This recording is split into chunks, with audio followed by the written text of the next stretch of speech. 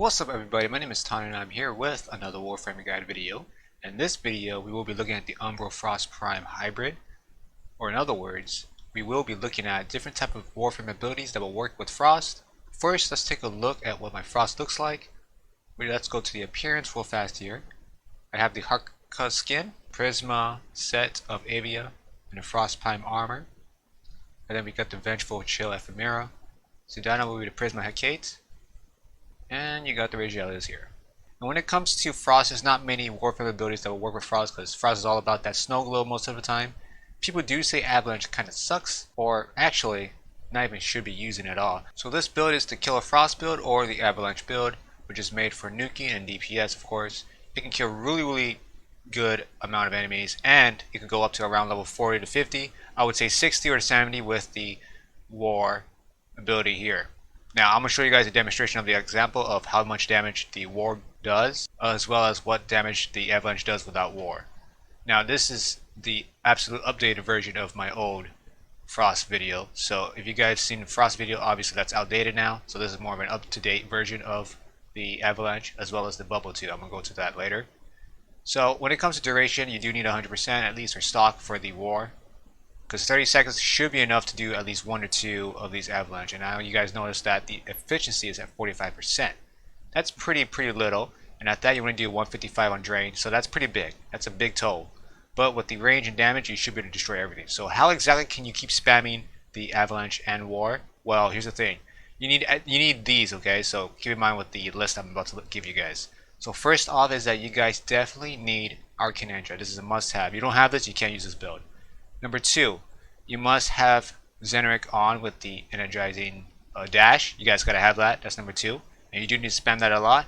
Number 3 would be the energizing shot for your secondary. You must have this. If you guys don't have this, it might make it be a little bit more difficult when it comes to casting War. Otherwise, without War, you guys can do this without Zeneric and the energize.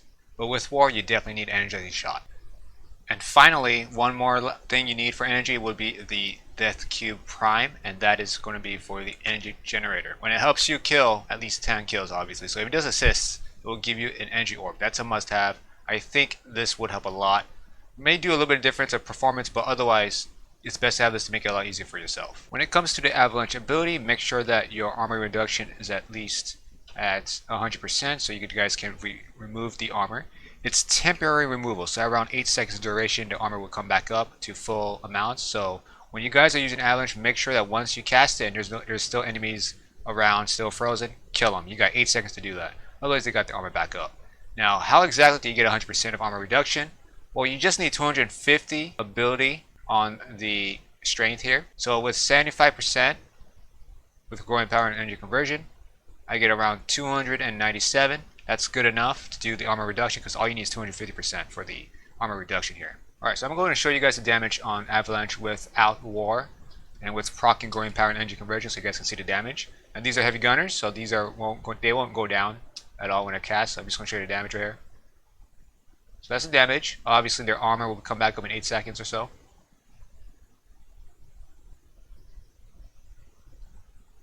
There you go. So you make sure you guys kill them fast after you cast Avalanche. Now I'm going to show you guys with the War version. So with War, there's many ways to do it. Obviously you guys can cast growing power and energy conversion if you guys want. I'm going to go ahead and do that anyways so you guys can see the damage. Do it one more time. Actually, you know what? Let me go ahead and cast Snow Globe real fast so I can waste some energy there. There we go. Alright, so War at 89% with that amount of ability strengths. You got 30 seconds of that. Let's go ahead and do another one right here. This time we'll do Avalanche. That's how much damage you do. So you guys can see the difference. Hopefully. Let's do that one more time. 8,000. On to the second build. So the second build will be the Frost Globe. Obviously I do not use Chilling Globe because of the range at 100% of stock. Same thing with duration. I don't mess with that. I just leave it there. So with this build, I have Warcry. Warcry does benefit here in 2 reasons. 1, melee, obviously. And 2 will be the armor increase. The armor increase will help with the Frost Globe and making it stronger. When it comes to the mods, I do have the Karnus Carapace and the Saxum Carapace here for the armor and health. It's pretty good here. So obviously in my old video Frost, that's pretty much outdated because this is a little bit better. When it comes to the Arcanes, I have Arcane Fury here. Obviously, you guys can do whatever you guys want with this one. You guys can put Arcane Strike, whatever you guys want. It doesn't matter. Otherwise, you guys can put Guardian here if you guys want. Arcane Energize here, obviously. Now, I got Eternal Warrior for the augment because of, well, I want that. And if you, when it comes to the Warcry, you guys can put Eternal War in here if you guys want. But with 2 seconds, you guys might be wondering, okay, that's too little. That's not worth it. Well, here's the thing. If you guys got a bunch of enemies coming at you, obviously you'll get more duration if you keep killing. So that means you do need to have a decently above or really good melee weapon. I do have an Orthos, so I'm using that here. I'm going to show you guys the benefit of Warcry with the Frost Globe, so I'm going to show you a demonstration here. I'm going to do it with level 175 Heavy Gunner, so you guys can see. Keep in mind that when it comes to using the Eternal Warcry, of course, at 2 seconds duration, that's very little, right? So you just want to proc your energy conversion. You got 14 seconds, obviously. Now, I do not have attack speed on my Orthos at all. 0 attack speed. So if you guys get like super tanky enemies like this, you guys should still be able to knock out a bunch of duration here and there. As well as casting Frost Globe when you guys get a chance. Obviously, you want to proc your energy conversion. That, just like that, they should be dead. So that's enough time to kill everything and recast Warcry again for the Frost Globe. Just like that. That's how big it is. Pretty small, but it should protect whatever needs to be inside. So objective based only. Or you guys could just turtle here and just shoot stuff. It's up to you. Definitely worth using this on steel paths because it's pretty tanky. Alright, so just to be clear, you guys, when it comes to using Avalanche, do not use this on high levels. I would say around level 80s to 90s. I would say, you know what, when it comes to fissures, of course, 80 or 90s, obviously you won't be able to kill, but when it comes to like regular enemies, maybe you'll be able to kill them. But just don't use this on steel paths, as this is made for usually fissures at Axie. Of course, it destroys everything on Axie, and maybe a few rounds after the endless Axie missions there. But when it comes to steel path, I believe that Bubble or the Frost Globe one is definitely a must use for steel path because the amount of tankiness it does, basically steel path enemies cannot really take it out that quick. So we've seen what the abilities can do. But what about other abilities out there? So let's take a look at what abilities will work with Avalanche. Starting with the Spectral Siphon. It is basically a Spectral Rage augment here.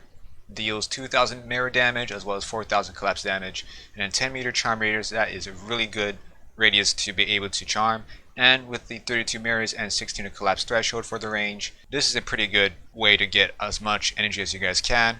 And do not forget to proc growing power and energy conversion, because these stats are basically when you guys proc growing power and energy conversion. So the next ability will be the Breach Surge here, and if you guys cannot get the job done when it comes to the Avalanche, well, Breach Surge will finish everything else. With 5.94 damage multiplier, that should be good enough at a 59% status chance. The range is pretty big at 39 meters, so again, it should clean up remaining enemies for you. And don't forget to cast the growing power and energy conversion here, and be sure to cast this first, then Avalanche if you guys are planning to use Breach Surge. There's not many abilities out there that would work well with Avalanche, but what about Frost Globe? Well, obviously you guys can use any armor buffing ability possible. Defy, Elemental Ward, stuff like that would also help buffing the Frost Globe. But what about abilities that does not buff armor? So let's take a look at the Shooting Gallery, as I think this is actually pretty useful when it comes to using the Frost Globe. The reason being is that it can also jam the guns with the stock range of 100. You should be fine enough at around 10 plus meters, but with the 74% damage bonus on the energy conversion proccing, of course, that's pretty good. But if you guys don't like Shooting Gallery because of the damage bonus and want to do some extra damage, well, Breach Surge will also help here at 58% status chance and 5.8 damage multiplier. So if you just land a headshot or whatever and kill an enemy, now keep in mind that when you guys are using Shooting Gallery, it is basically like a serration bonus damage. So that's what it is basically. It's just 74% damage bonus, basic serration. It's a little bit weak, of course, but with the gun jamming, it should keep your Frost Globe alive longer than usual. And that is it for this video, you guys. Subscribe to support my channel. If you guys like this video, give it a like. Thank you guys for watching. Until we meet again, you guys, peace out.